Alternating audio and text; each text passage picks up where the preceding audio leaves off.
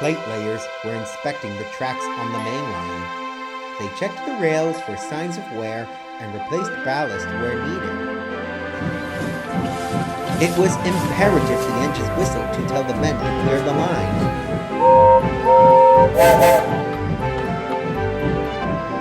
One morning, Gordon arrived at Edward's station, looking rather annoyed. Is there a problem, Gordon? There is something to be said for quiet engines like you, my dear Boko. Now, I understand we must whistle for the plate layers, but some of it is most excessive. It isn't wrong, of course, but...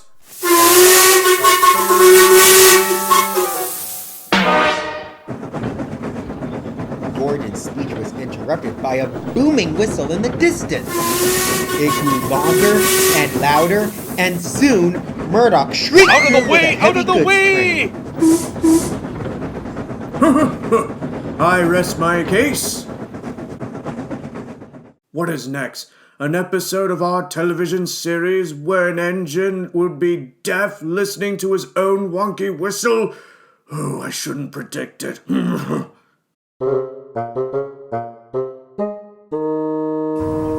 Later, Boko found Murdoch resting in the sheds. If you've come to complain about my whistle, I've heard quite enough from Gordon already. I'm not complaining. I'm concerned. I've never heard you make such a racket. This blasted new driver seems to think that my whistle's a toy. Blows at any chance he gets. Too long and much too loud. I tell him to stop, but he only laughs. I'm terribly sorry for raising my voice there, Boko. I quite understand. In my experience, new drivers tend to learn their lessons rather quickly. Well, it can't happen quickly enough. The plate layers had nearly reached Marin Station. Every day, Murdoch would rush past, whistling well before reaching the men, and long after, too. You're gonna wear him out at this rate! Nonsense! Engines like him are meant for it. Why give him a big booming hooter if we're not going to use it? I don't think you understand which engine you're driving.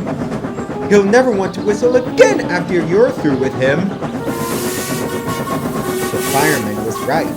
Murdoch grew increasingly irritated at the sound of his own whistle, and barely said a word to anyone as he scowled down the line. Boko tried to comfort him, but the other engines weren't as sympathetic. So, when do we get some of that peace and quiet you're always moaning about, Murdoch? Definitely what I'd call pot calling the kettle orange. Pretty funny coming from a loudmouth like you, James.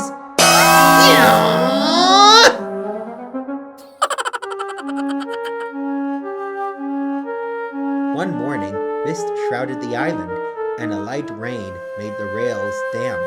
As Murdoch set off with his goods, he was struggling to see the line ahead.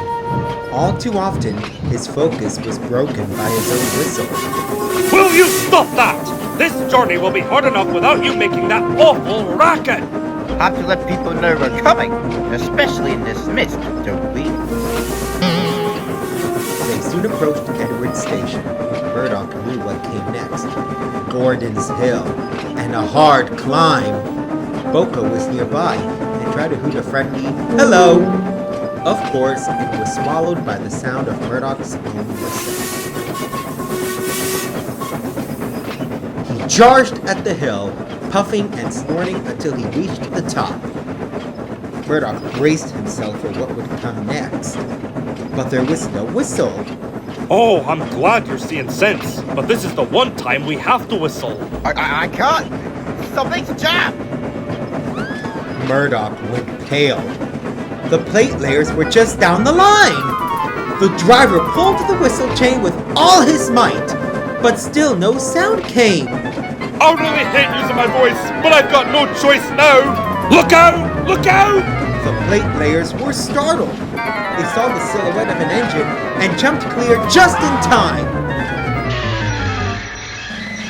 With brakes screeching, Murdoch flew past, finally coming to a halt. right past the work site. Everyone breathed a sigh of relief. Phew, I don't remember the last time I screamed like that. Sorry for raising my voice back there.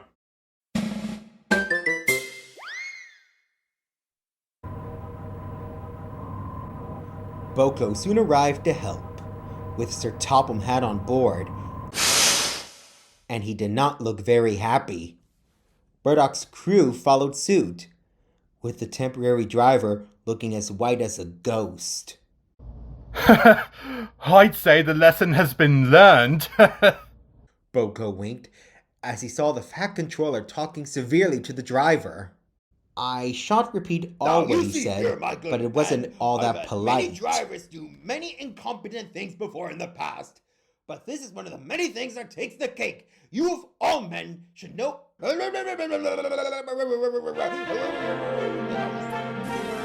That evening, Sir Topham Hatt came to see Murdoch. I'm very proud of you, Murdoch. The plate layers tell me you've never been so loud before. Your quick thinking prevented a very nasty accident. We'll soon have you mended. For now, I'm sure you'll enjoy some whistle-free moments of peace. Thank you, sir. Thank you very much indeed. Sure enough, Murdoch was soon back on the main line. His whistle was working better than ever, and saw far less usage than before. The driver had taken a temporary leave from the footplate. He volunteered to assist the plate layers with preparing the line. Whenever he heard Murdoch's whistle, he smiled, knowing it meant one of two things. I'm not sorry for blowing my whistle that time. A warning to stand clear, or a means of aggravating Gordon. Looks like I'll be the one who needs more peace and quiet than you, Murdoch. Yep, I rest my case.